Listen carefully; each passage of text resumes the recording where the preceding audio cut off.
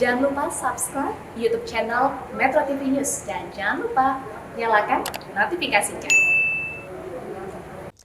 Polisi menetapkan 6 tersangka dari investasi bodong e-dinar coin cash yang memakan korban hingga 70.000 orang.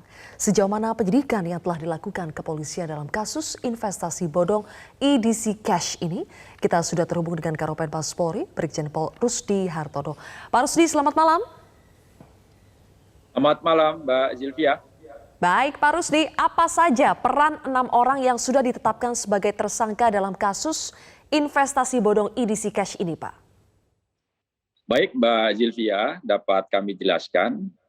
Sampai saat ini ada 6 tersangka yang telah diamankan oleh Barreskrim Polri, walaupun Barreskrim tetap menelusuri kemungkinan ada pihak-pihak lain yang terlibat yang akan kita amankan juga. Sekarang masih 6, yaitu atas nama AY, dia sebagai top leader di EDC Cash, kemudian inisial S itu sebagai exchanger di EDC Cash, kemudian inisial JBA itu sebagai programmer di EDC Cash, kemudian ED dan ini sebagai admin, kemudian AWH dan MRS ini sebagai line upline, ya, sebagai sponsor dari kegiatan EDC Cash. Seperti itu, Mbak Zilvia, peran mereka 6 orang tersebut.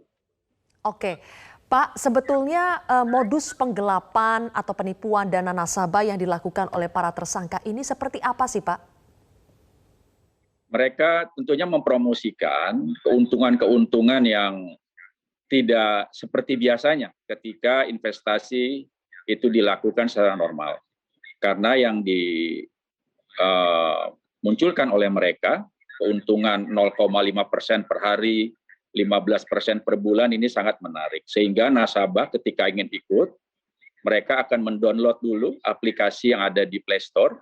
Setelah mendownload, mengisi aplikasi, setelah mendapat approve dari admin, maka bisa menjadi nasabah, kemudian akan menyetor uang ya sebesar 5 juta rupiah ke rekening yang telah ditentukan oleh mereka.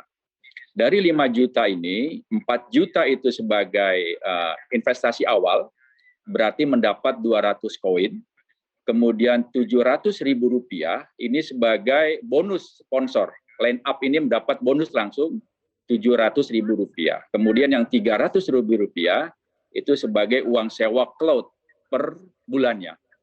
Nah, dari sini terus 4 juta rupiah sebagai dana awal dan akan terus top up sehingga investasi terus bertambah dan koin juga terus bertambah. Seperti itu, Mbak Zilvia.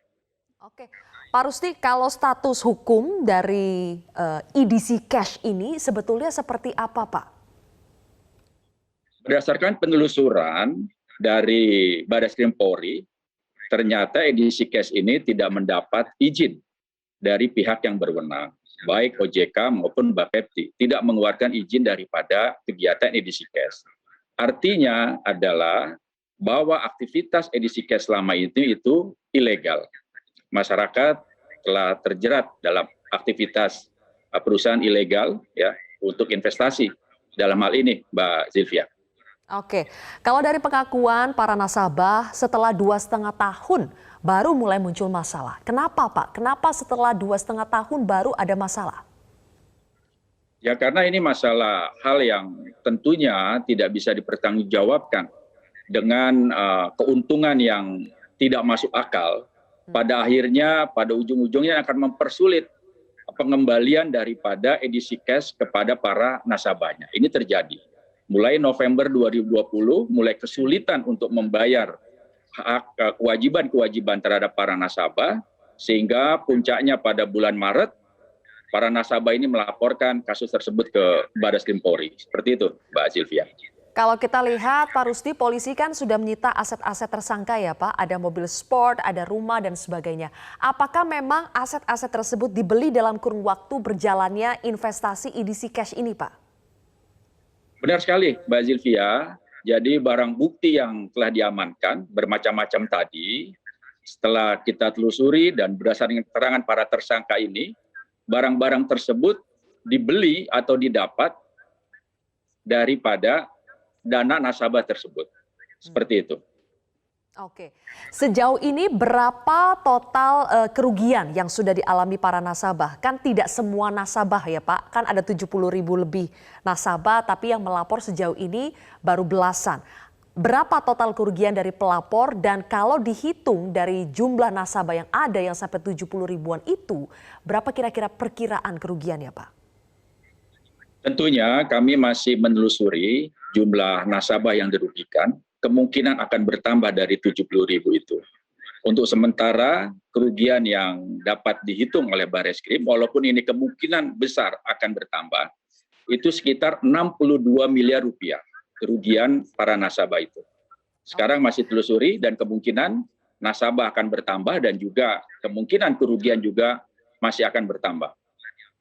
Terakhir Pak Rusdi, biasanya kalau menjelang Lebaran orang butuh uang, kemudian mulai tertarik tergoda dengan iming-iming bisa mendapatkan uang berlipat-lipat, keuntungan berlipat-lipat dalam waktu yang singkat dengan cara yang mudah. Apa imbauan dari Kepolisian Pak? Kalau dari kepolisian, kalau kita berkaca dalam kasus investasi bodong edisi cash ini, apa yang bisa kita pelajari dan imbauan kepada masyarakat seperti apa? Tentunya dengan kejadian ini masyarakat dapat mengambil hikmah. Dari Polri tentunya memberikan himbauan ketika masyarakat akan melakukan investasi pada satu perasaan investasi, perlu melihat legalitas pertama. Legalitas dari perusahaan, melihat perizinan dari perusahaan itu sendiri. Apakah perusahaan tersebut memiliki izin? Ketika memiliki izin, cek betul izin itu apakah palsu ataukah memang izin yang resmi. Cek kepada instansi yang mengeluarkan izin tersebut. Kedua adalah kelogisan, logis. Apakah hasil imbal yang didapat dari nasabah setelah mengikuti program-program pada perusahaan investasi tersebut masuk akal atau tidak?